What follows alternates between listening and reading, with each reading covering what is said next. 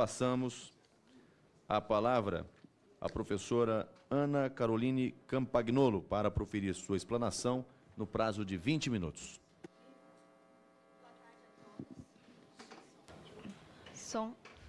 Boa tarde a todos. Eu gostaria de cumprimentar especialmente o presidente pelo convite e também o Dr. Miguel Najib, que lidera esse projeto. O convite da Câmara foi exatamente no sentido de me trazer aqui para provar que existe sim doutrinação. Na verdade, negar que existe doutrinação é perder o senso da história, porque desde que a educação foi criada no Brasil, desde a era Vargas, ela é doutrinadora, né? E ela só foi mudando o seu plano de doutrinação, mas sempre foi doutrinadora.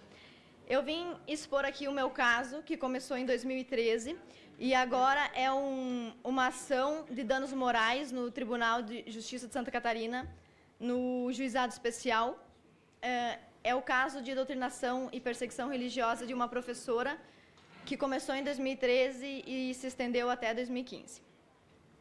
Então, eu sou formada em História por uma universidade particular e passei numa seleção de mestrado para uma universidade pública. Assim que eu ingressei e a professora teve acesso ao meu projeto, ela foi super educada comigo, inclusive me mandou um e-mail dizendo que estava feliz, né, pela orientação do meu trabalho, que eu nitidamente era crítica e interessada e que nós faríamos um bom trabalho. Só que esse entusiasmo da professora durou apenas uma semana, porque na semana seguinte, ao início das aulas, os meus colegas me denunciaram para a professora, porque eu tinha algumas fotos na internet com minha família, meu pai, e alguns versículos da Bíblia. E aí a professora resolveu me mandar uns e-mails questionando como é que eu ousava publicar na rede social pensamentos assim tão perigosos. Aí o e-mail que ela me mandou, primeiro deles, eu não vou citar nomes, nem da instituição, nem da professora, porque embora ela tenha tentado me prejudicar, a minha intenção aqui não é essa. Então, um dos e-mails que ela me mandou dizia o seguinte: estou recebendo estes links do seu Facebook pessoal, onde você se mostra antifeminista. E eu, como professora, estou sendo cobrada porque te oriento, né? Porque ela era minha orientadora. Você tem todo o direito de ser antifeminista ou conservadora, mas não combina com esta pesquisa, nem com as práticas que temos acerca das conquistas. Mas, assim, temos quem? Ela está falando em nome da universidade? Uma professora sozinha pode falar quais são as práticas e as concepções da universidade inteira, pode ditar qual a ideologia da universidade inteira. É isso que ela transmite aqui no começo. E ela continua: vamos conversar sobre isso, mas peço gentileza de analisar melhor as coisas que você compartilha. Tá, então, esse foi o primeiro probleminha que eu tive com essa professora, e eu respondi esse e-mail questionando para ela por que eu estava sendo denunciada se a universidade era um lugar plural, onde deveriam existir diversas concepções, inclusive contraditando em todo momento uma concepção a outra para assim se produzir o conhecimento filosófico e científico. E ela me respondeu nitidamente naquele morde e assopra: me desculpe por ter sido incisiva, vamos deixar isso para lá. Acontece que ela não deixou isso para lá, e um tempo depois, durante uma aula, por causa de concepções da minha vida que são transmitidas pela internet, pelo YouTube, religiosas, ela empreendeu uma verdadeira sabatinada assim, durante a aula, né? Com os colegas contra mim. E por isso eu vou pedir para a equipe transmitir um áudio. Na verdade, assim, o processo de danos morais movido contra essa professora tem 3 provas: documentos, e-mails e uma prova fonográfica, que é um áudio da aula dela.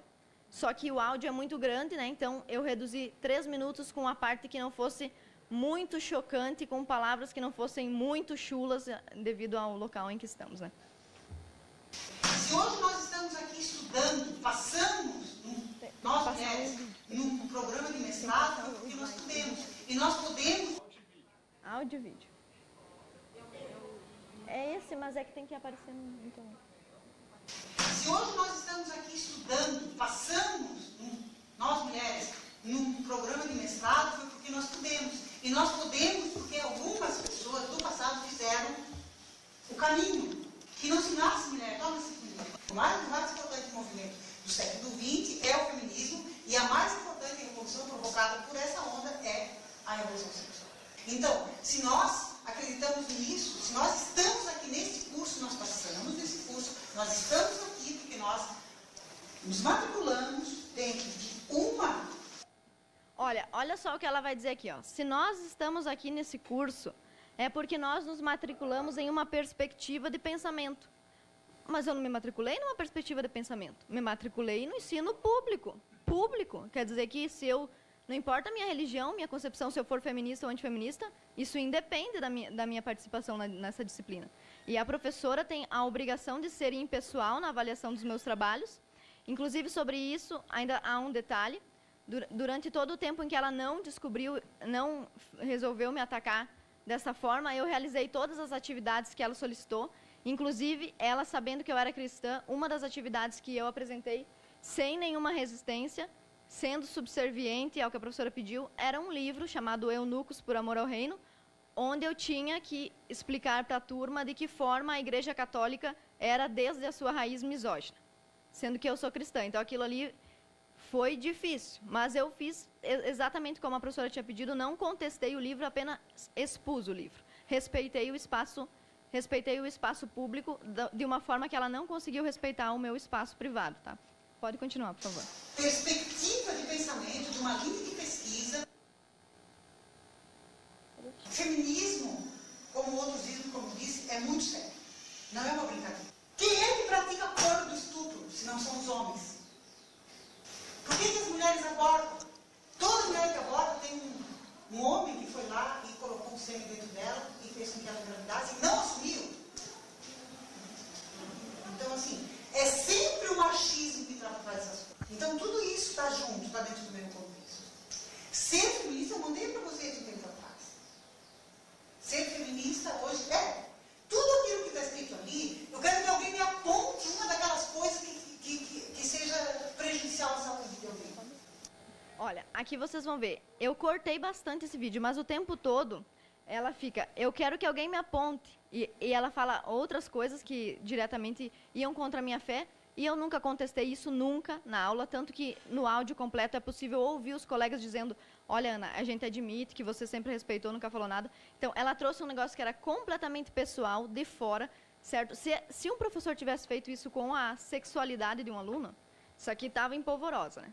Se tivesse feito isso com a raça de um aluno, mesma coisa. Agora, já que é com o cristianismo, então aí pode ser esculachar, porque não presta mesmo, né? Então, vai, por favor. Obrigada. É que alguém me aponte. Alguém aqui pode me apontar uma daqueles itens, pode abrir aqui. Agora, eu discuto. Eu gosto de argumento. Eu não gosto de discutir. A minha vida foi pautada nisso. Por isso que eu estou nisso. Senão eu estaria aqui, não teria esse poder e esse saber. Ó, aqui ela admite o seguinte.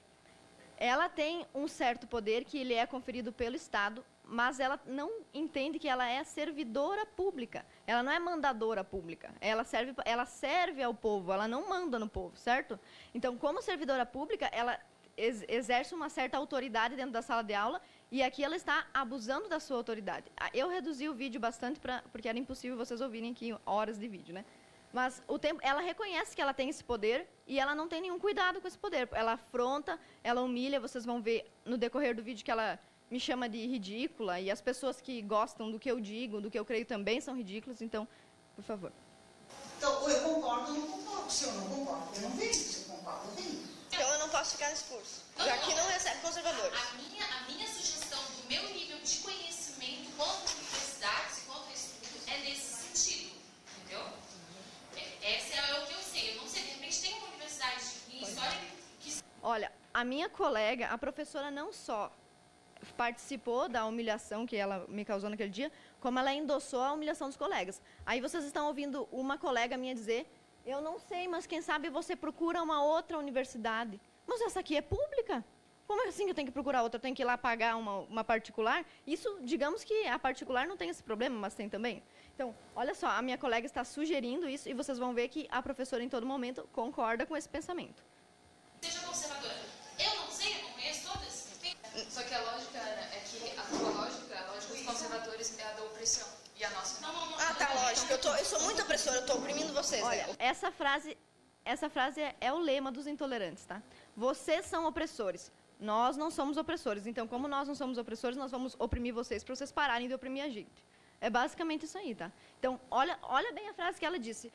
A lógica é, vocês são opressores e nós não, só que acontece que naquela sala de aula tinha 14, mais um professor contra um. E eu que era opressora, sendo esculachada ali meia hora. E os outros dias, né? Pode passar. Oprime demais. Gente, então vocês vão lá na direção do FAED e dizem que vocês não querem alunos que tenham divergência de opinião. Primeiro dia de aula que eu estive aqui, já teve colegas me denunciando por eu ser conservadora. Vocês não aceitam um conservador. Eu concordo com a gente, não vai ver um conservador com bons olhos. Exato. Eu não estou fazendo nada contra você, não vou fazer, não é o meu objetivo, eu respeito a diferença, não, a questão não é essa. Quanto a mim, professora desse lugar, eu só que peço, Ana, que não desqualifique, não continue desqualificando, ridicularizando a mim, ao curso, ao programa e aos colegas. Porque é um ridículo do começo ao fim. Né? Isso é evidente, claro. Então, eu acho muito triste que seja desse jeito. Evidentemente, tem um monte de gente que gosta do ridículo, mas eu não gosto, né? Obrigada.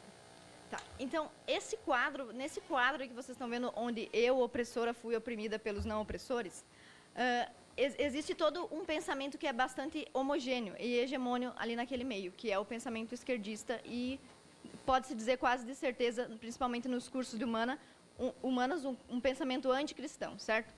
Então, se ele fosse um pensamento anti-negros, não poderia. Se ele fosse um pensamento anti-gays, não poderia. Se fosse um pensamento anti-mulheres, não poderia. Mas anticristãos podem, né? É tranquilo. Então, eu quero demonstrar como é esse pensamento anticristão. Eu quero pedir para as meninas aqui do acesso colocarem as imagens para mim. Tem uma imagem, isso aqui é o DCE, tá? É o Diretório Acadêmico do meu curso. Olha o que está escrito aqui na parede. Tá? Satã reina. Ela vai colocar outros... Olha só a imagem que eles provavelmente pagaram para o cartunista Latuf colocar na porta do diretório de história. Olha aqui, ó. É uma feminista nua pisando no que isso aqui? Agora, se eu fizer um cristão pisando numa mulher, no outro dia eu estou presa, não estou?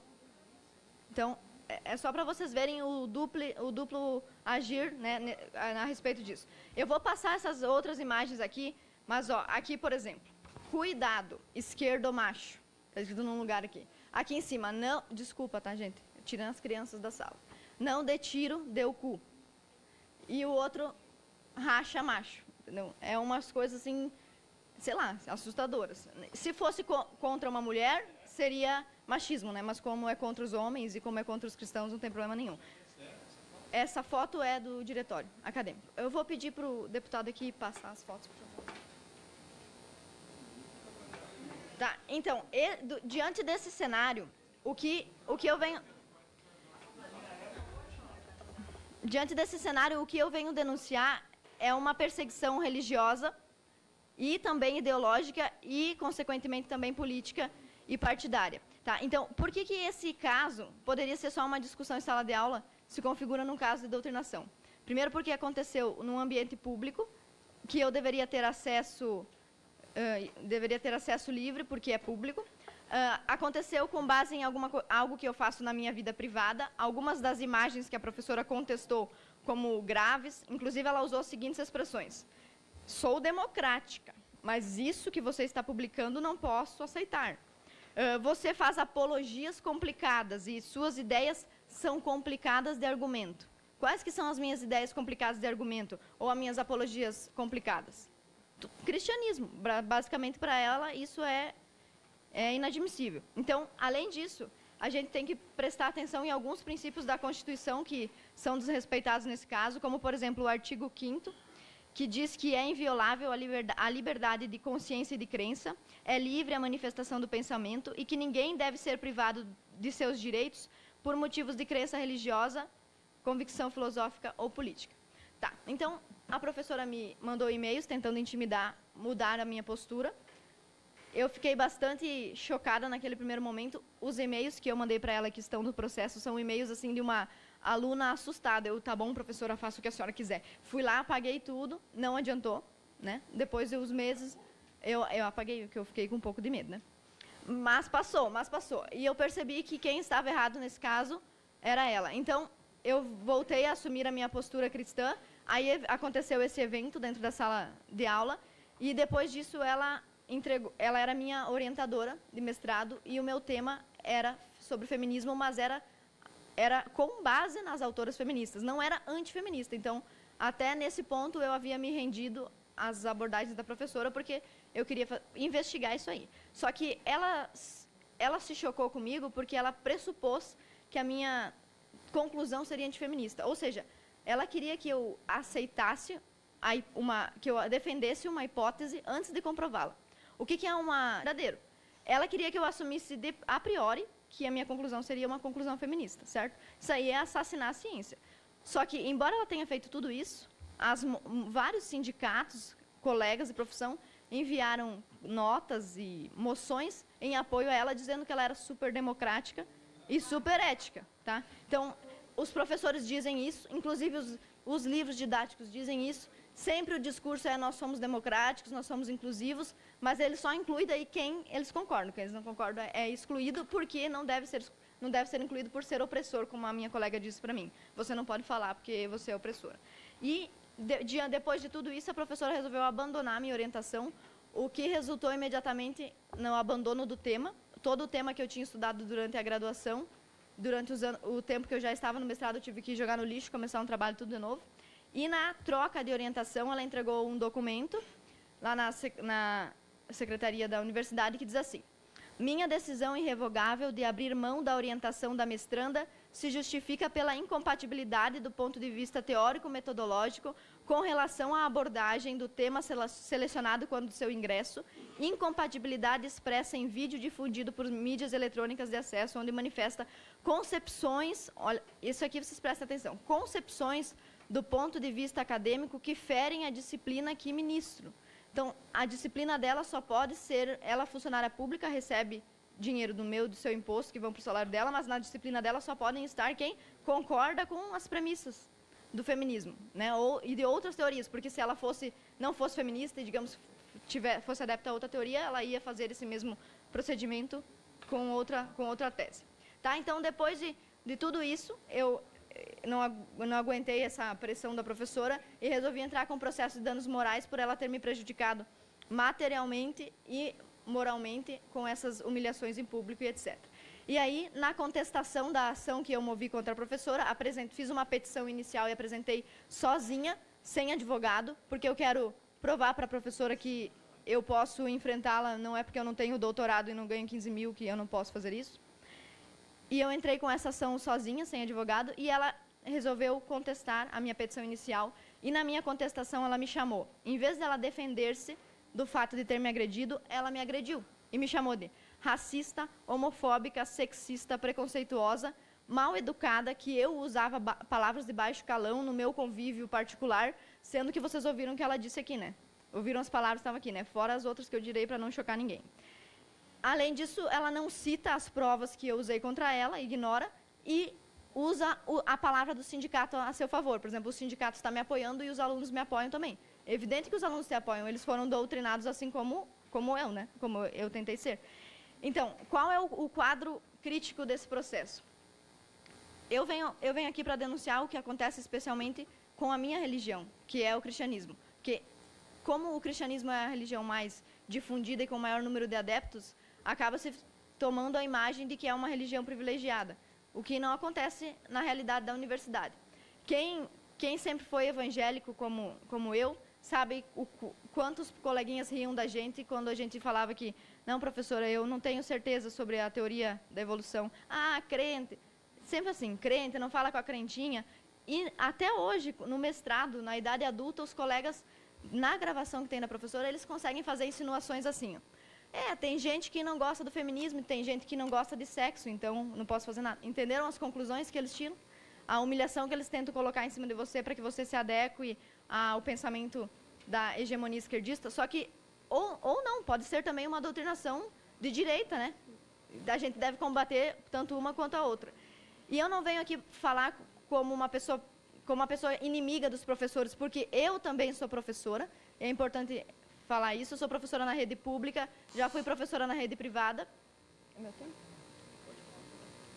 Na rede pública e na rede privada, e em momento algum eu fiz isso com os meus alunos. E tanto que eles demoram muito tempo para descobrir, chega no final do ano eles me perguntam, prof, você é ateia como a outra professora de religião? E eu sempre respondo, eu acredito em Deus, mas isso não é assunto para aula. Eu sempre fiz isso, e se eu sou capaz de fazer, eu acredito que a minha professora também podia ter respeitado as minhas concepções ali naquele ambiente. E... Pode, se precisar de mais 5 minutos, essa presidência lhe concede. Então, eu só vim aqui mesmo para apresentar o meu caso, para que sirva como contestação daqueles que dizem que não existe doutrinação na escola. Inclusive, convido os deputados a pesquisarem, procurarem outros alunos que tenham passado pelo mesmo, para que possam esboçar a complexidade e o tamanho desse problema na educação brasileira. Obrigada.